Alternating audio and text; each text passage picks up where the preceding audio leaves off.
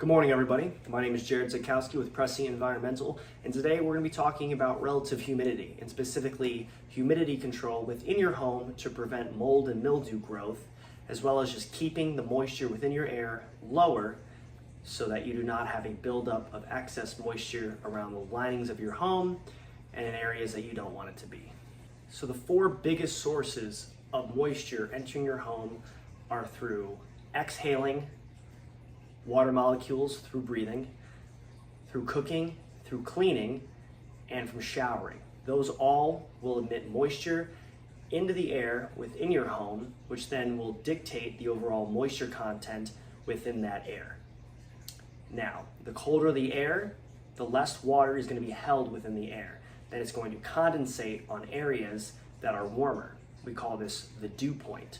So if your home is 62 degrees, and the outside is 92 degrees, there's going to be a difference in temperature on this glass pane, okay?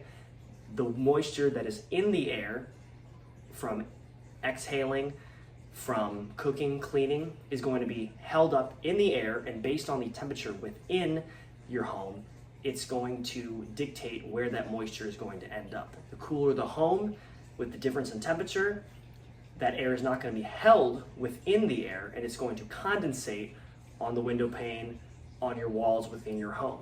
Now, the warmer the temperature is, closer of the difference with the temperature of the outside and the inside is going to cause the moisture to stay within the air. The overall goal is to keep the moisture within the air very low, along with making sure that the moisture is not going onto surfaces that we don't want it to. So there's a couple things that we can do to keep the air dry, and we want to keep that moisture within the air. So the first thing is you want to increase the temperature of your home. I currently have my home at 75 degrees right now, and I'm getting a relative humidity of 41%. Some will say that 75 degrees is quite hot for a home, especially in the summertime when it's 95 degrees outside. But as we were talking about before, the cooler the air is inside the home versus the air outside will cause surfaces such as windows and exterior lining to have a buildup of moisture due to the overall dew point and that moisture condensating. Okay, so we'll take that. We want to increase the temperature of our home so that we can keep that moisture in the air. Next, we want to get a dehumidifier or a dehumidification system. Typically, more modern AC units do have a setting to put into the summertime for dehumidifying the overall air within your home. So you want to make sure that that is on. We want to dehumidify, and we want to start circulating air. So if you have fans within your home, you want to turn your fans on.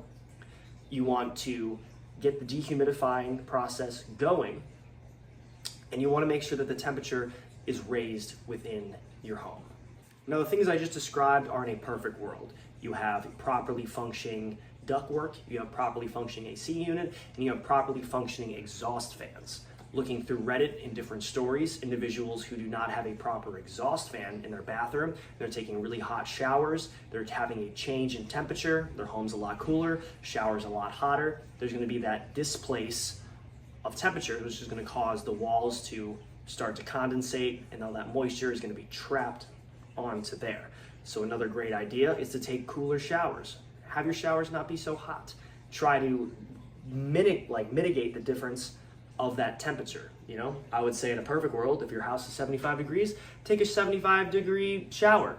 You know, I don't know how to, take the overall temperature of your shower every single time, but in a perfect world, you want to keep those temperatures the same and make sure that your exhaust fan is running properly.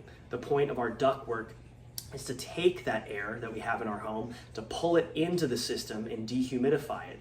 If we have problems in the lining, problems in the ceiling of that ductwork, then you're gonna have overall problems with humidity within your home. The best place to start to make sure that your home is having adequate relative humidity, you wanna be between about 30 and 40%. EPA standard is below 60%, but if you're in the 50% to 60% area, you overall have a problem. So you wanna check your ductwork, you want to make sure your exhaust fans are working. You want to make sure there isn't too much of a temperature difference between the inside of your home and the outside of your home. And if it is the case, you want to make sure that it's properly sealed and that none of that outside air is getting in.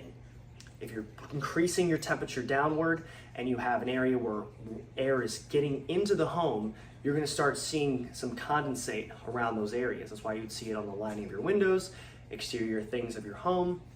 That's where you're going to see that moisture. The more moisture in your home, the more relative humidity you're going to get, since the air is going to take that water and put it up into the air. The cooler the home, the less moisture is going to be trapped in the air.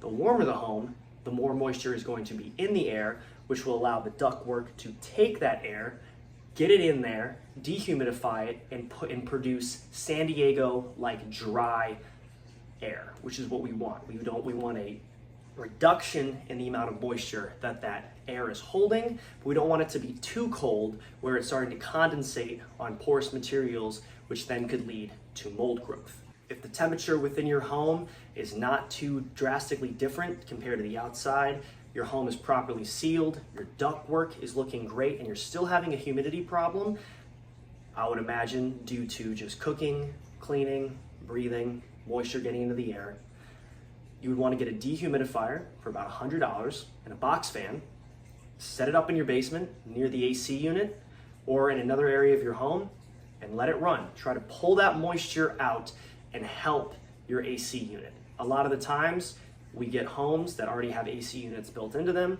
Sometimes the AC units are not rated properly for the home due to mistake. So if that's the case, before you rip out all of your ductwork and you get a new AC unit, get a dehumidifier, set up a box fan, start doing that, okay?